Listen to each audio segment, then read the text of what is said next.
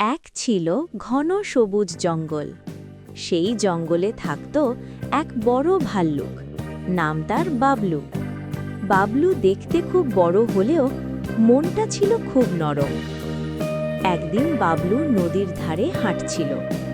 হঠাৎ সে শুনল ছোট্ট একটা আওয়াজ, বাঁচাও বাঁচাও। বাবলু নিচে তাকিয়ে দেখল একটা ছোট্ট ইঁদুর পানিতে পড়ে গেছে।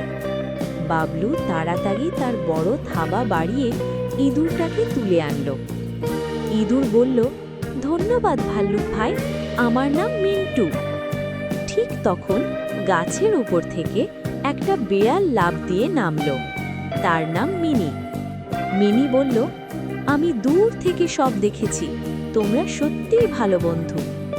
এরপর জঙ্গলের রাস্তা দিয়ে দৌড়ে এলো এক কুকুর। তার নাম টমি। টমি বলল, আমি শুনেছি এখানে নতুন বন্ধু হয়েছে। চারজন একসাথে খুব খুশি হয়ে গেল। তারা ঠিক করল আজ থেকে তারা সবাই একসাথে থাকবে আর একে অন্যকে সাহায্য করবে। কিন্তু হঠাৎ সমস্যা হলো। এক শিকারী জঙ্গলে ফাঁদ পেতে রেখেছিল। বাবলু সেই ফাঁদে আটকে গেল।